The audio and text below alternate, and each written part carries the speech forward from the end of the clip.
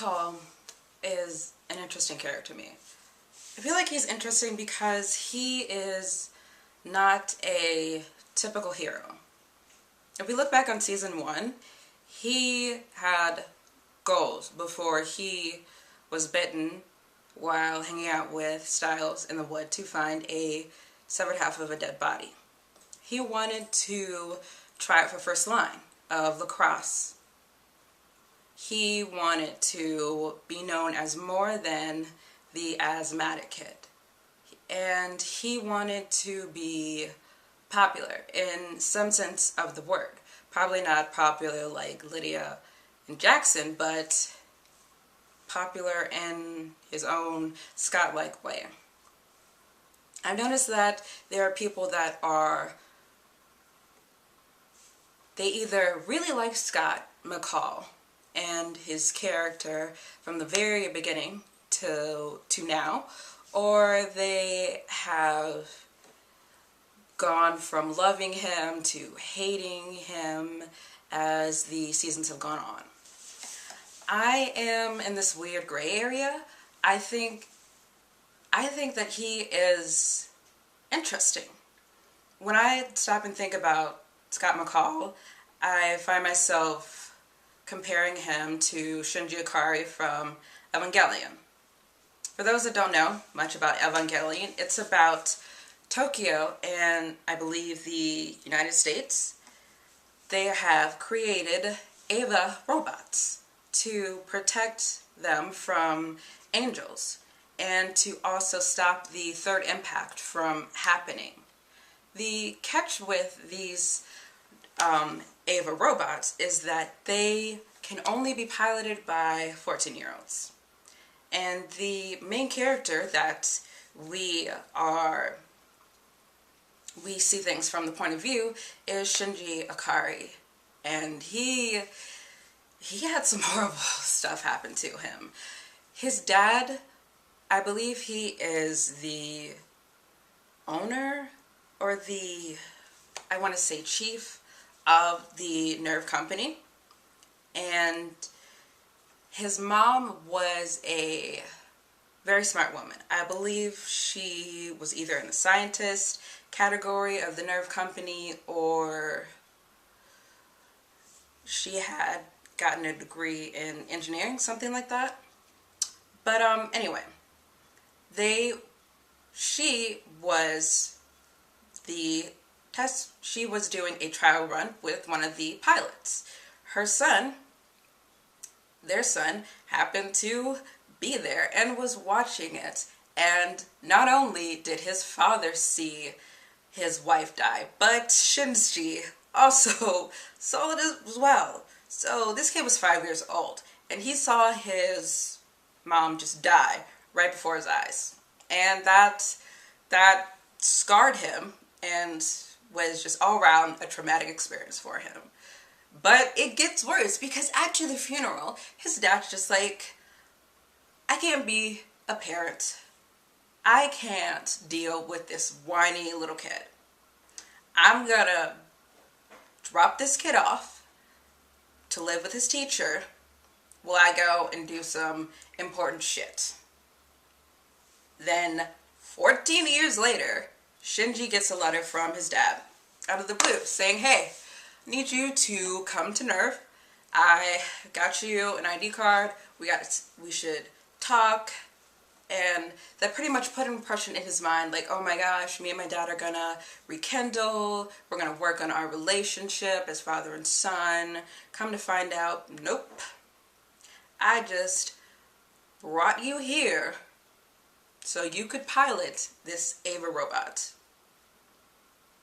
And as the show goes on, he has several mental breakdowns because he was asked to pilot the Eva after, I believe, episode 1, but they did it in a way that the characters that he interacted with did it in a way like they were pretty much forcing him into be like, yeah, I will pilot the Eva no matter how many times he ran away, they were still like, you gotta pilot the Ava.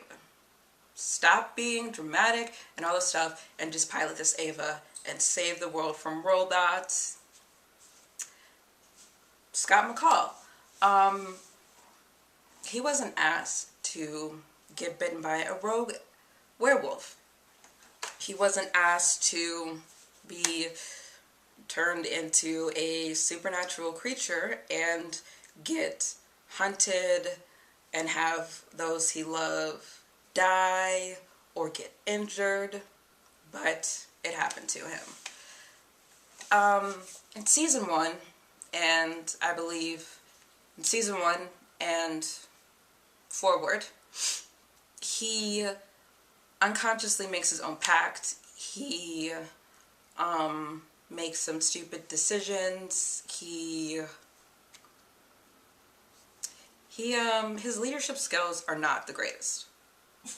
Honestly, that's just me being honest. His leadership skills aren't the greatest in the world, and I feel like characters like Scott McCall and Shinji Ikari are gonna make like these big bad decisions because they're under so much pressure, because they didn't really ask for this to happen to them, and they're being pushed in every direction, and they have to be the calm and sound one that doesn't make decisions, they have to be the calm and sound ones that make the right decisions. And even when they make the right decisions, they're still going to make some bad decisions. Scott believing Theo over Styles. Let's see. I can't really remember if Shinji made any... Wait, no. He did. I can't remember what episode, but I believe he said he would pilot... I believe there was a time he said that he would pilot the Ava, and he acted like he was okay, that he was putting on this brave face, but on the inside he was losing it. I think it was, I want to say episode 9 or so, he had just shut down, because even after years of wanting his father's approval, finally getting it just messed him up. And he put on this mask of being fine and still going out there and doing his duty, even though on the inside he's breaking. And if he tells someone that he's breaking or falling apart, then he's just gonna have to put on his big boy pants and deal with it.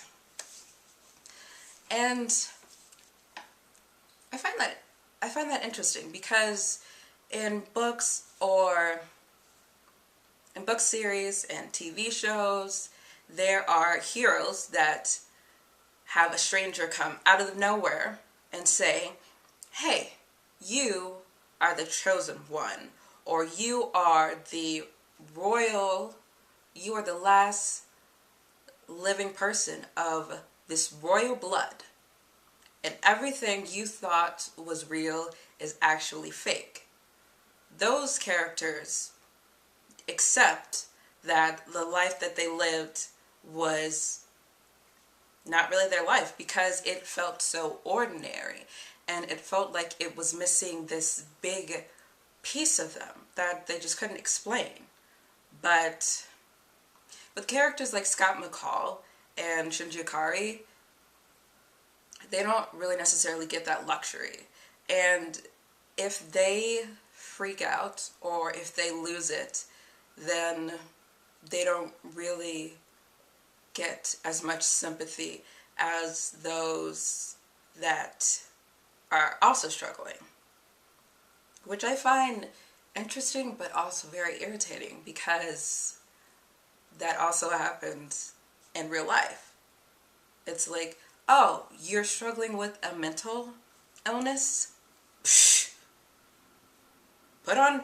Well, that sucks for you, but you gotta put on your big boy pants and you gotta deal with other stuff because there's someone else that has it worse than you, which is such a harmful and demeaning thing to say to someone with a mental illness. Because even though you can't physically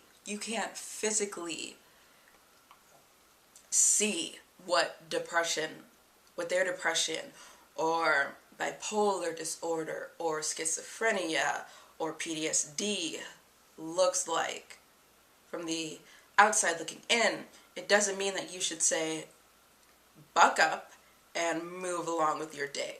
You should try to be a support system for them, or you should just stop talking to them because you're kind of a toxic person. You are being a part of the problem and not a part of the solution for that person. But I think characters like Scott McCall and Shinji are quite interesting to look at, because if you think about it, the reason that most fans don't necessarily like characters like them is because that's how they would see themselves with in that role of leader or hero.